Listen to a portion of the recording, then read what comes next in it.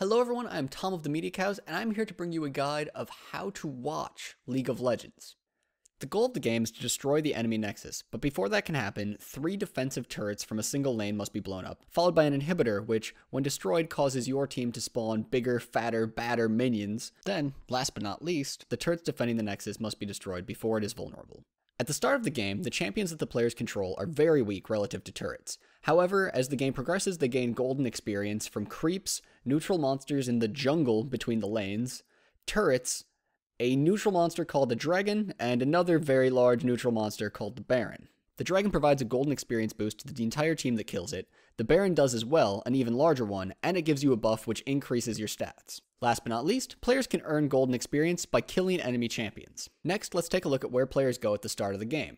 Each team has 4 reliable sources of golden experience, the 3 lanes and the jungle. Since there are 5 players and only 4 sources of gold, one champion sort of gets the short end of the stick. This champion is called the support. This player tries not to take kills from their team, but will still gain experience due to passively being near things that are dying.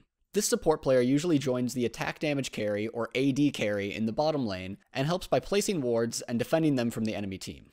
Taking a brief step back, before the game, each player chooses not only a champion that they think can best fill a role on their team, but also stat boosts called runes and masteries to augment that champion.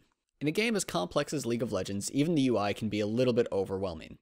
Compounding that problem is the fact that in League of Legends, there's not one, but 2 different types of UIs. If you're watching a live stream of just a player playing, their UI will look like this. In the center of the bottom of the screen, there's a panel displaying this champion's passive, skills, health and mana, and summoner spells, which are differentiated from skills in that they are not bound to the champion, but selected separately from the champion before the game starts. Also, they have very long cooldowns. In the bottom left of the screen, there's a panel displaying information about the player's champion. This includes the champion's level, current experience gain till next level, gold, items, attack damage, ability power, attack speed, movement speed, armor, and magic resistance.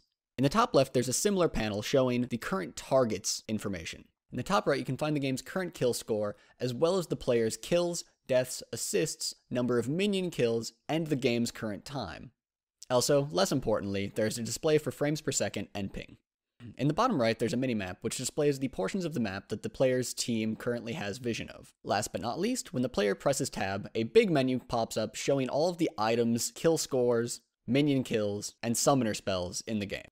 If you're watching a tournament, the UI will more likely look like this. At the top, there's a scoreboard showing the number of turrets each team has killed, as well as their gold totals and kill counts, and also the current game time. At the bottom, there's a mini version of the tab menu. At the right, you can find the team status for the red or purple team, depending on whether colorblind mode is turned on or not. In the bottom left, you can find both some controls for spectator mode, which you can ignore, and the complete status of the champion that's currently being viewed. While a description of every role is outside the scope of this video, I do briefly want to talk about the attack damage carry. I mentioned this role earlier when I talked about supports. A fair question would be, why does the support go with the attack damage carry as opposed to any other champion in the game? The reason is that it's most important to make sure that the AD carry grows strong throughout the course of a game. This champion builds for massive amounts of physical damage on their auto attacks and just keeps building stats such as attack damage, critical strike, and attack speed until they can pretty much kill everything in the game very, very quickly. Because of their massive damage and lack of defenses, teamfights center around keeping your attack damage carry safe while the enemies can't deal damage or is dead. The last thing that I'll touch on in this video are important summoner spells. These abilities can radically alter the outcome of a game, and for this reason they're worth noting. Teleport allows a champion to, well, teleport to any allied minion or ward anywhere on the map after about a 3-second cast time. Flash allows a champion to immediately jump a short distance. Ignite and Exhaust are a potent damage over time ability and debuff respectively. Ignite will be responsible for many of the kills that you see that happen when 2 people aren't anywhere near each other, one of them has run away and then just drops dead.